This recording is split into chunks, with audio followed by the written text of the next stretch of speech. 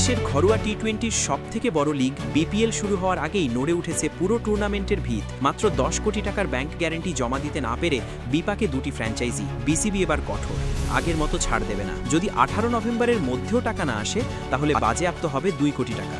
প্রশ্ন একটাই, বিপিএল এর ভবিষ্যৎ কি বিপন্ন হয়ে যাবে নাকি শেষ মুহূর্তে মিলবে সমাধান? চলুন জেনে নেই বিস্তারিত। বাংলাদেশ প্রিমিয়ার লিগ বিপিএল সবসময় দেশের ঘরোয়া ক্রিকেটে এক উৎসব মুখর পরিবেশ তৈরি করে, কিন্তু এবারের আসর শুরুর আগেই তৈরি হয়েছে বড় ধরনের আর্থিক সংকট, যা পুরো টুর্নামেন্টকে অনিশ্চয়তার সামনে দাঁড় করিয়েছে।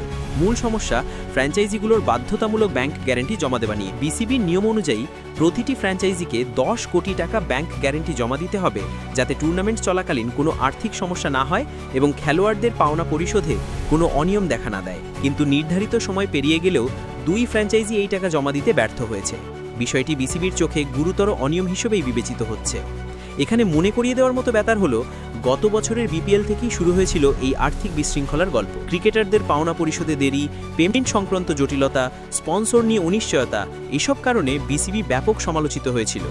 সেই অভিজ্ঞতা থেকে শিক্ষা নিয়ে এবার বোর্ড শুরু থেকেই কঠোর মনোভাব দেখাচ্ছে, আর এই কঠোর নীতিই এখন 2 ফ্র্যাঞ্চাইজির জন্য বড় মাথা ব্যথার কারণ হয়ে দাঁড়িয়েছে। ফ্র্যাঞ্চাইজিগুলোর অনুরোধে বিসিবি অতিরিক্ত সময় দিয়েছে 18 নভেম্বর পর্যন্ত, কিন্তু বোর্ড স্পষ্ট করে দিয়েছে এবার কোনো রকম শিথিলতা দেখানো হবে না। সময়সীমার মধ্যে টাকা জমা দিতে না পারলে ফ্র্যাঞ্চাইজির কাছ থেকে বিসিবি যে 2 কোটি টাকা আগাম জমা নিয়েছে তা বাজেয়াপ্ত করা হবে। এর মাধ্যমে বিসিবি পরিষ্কার বার্তা দিয়েছে যে বিপিএল এর আর্থিক স্বচ্ছতা এবং টুর্নামেন্টের মর্যাদা রক্ষার ক্ষেত্রে কোনো ছাড় দেওয়া হবে না। এখন প্রশ্ন হলো, এই 2 ফ্র্যাঞ্চাইজি কি সময় মতো টাকা দিতে পারবে নাকি তাদের জায়গায় নতুন ফ্র্যাঞ্চাইজি যুক্ত হবে?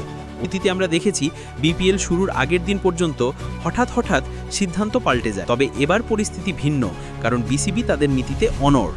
অন্যদিকে বিপিএল এর প্রস্তুতিও চলছে দ্রুত গতিতে। 23 নভেম্বর রাজধানীর 5 তারকা হোটেল লা মেরিডিয়ানে জমকালো আয়োজনে অনুষ্ঠিত হবে ফ্র্যাঞ্চাইজি মালিকানার আনুষ্ঠানিক ঘোষণা এবং দলগুলোর পরিকল্পনা প্রকাশ। সবকিছু ঠিক থাকলে ডিসেম্বরের দ্বিতীয় সপ্তাহেই মাঠে গড়াবে বিপিএল এর নতুন আসর। তবে বিভিন্ন ক্রিকেট বিশ্লেষক বলছেন, এই ধরনের আর্থিক জটিলতা দীর্ঘমেয়াদে বিপিএল এর ব্র্যান্ড ভ্যালু ক্ষতিগ্রস্ত করতে পারে। আন্তর্জাতিক ক্রিকেটারদের আকৃষ্ট করতেও সমস্যা হতে পারে যদি টুর্নামেন্টের আর্থিক ভিত্তি দুর্বল হয়ে পড়ে। তাই বিসিবির কঠোর অবস্থানকে অনেকেই ভবিষ্যতের জন্য ইতিবাচক হিসেবে দেখছেন। সেই সঙ্গে সমর্থকদের মধ্যেও এখন উত্তেজনের পাশাপাশি তৈরি হয়েছে উদ্বেগ। তারা জানতে চায় তাদের প্রিয় দল কি এবার খেলতে পারবে, না নতুন কোনো দল দেখা যাবে। সব নজর এখন 18 নভেম্বরের দিকে। দিনটি পেরোলেই জানা যাবে বিপিএল এর ভাগ্যে কি লেখা আছে। শেষ পর্যন্ত যাই হোক, এতটুকু নিশ্চিত, এবারের বিপিএল শুরু হওয়ার আগেই যে নাটকীয়তার সূচনা হয়েছে তা টুর্নামেন্টকে ঘিরে আগ্রহ আরও বাড়িয়ে দেবে এবং সময়ই বলে দেবে এই চাপ সামলে ফ্র্যাঞ্চাইজিগুলো টিকে থাকতে পারে কিনা।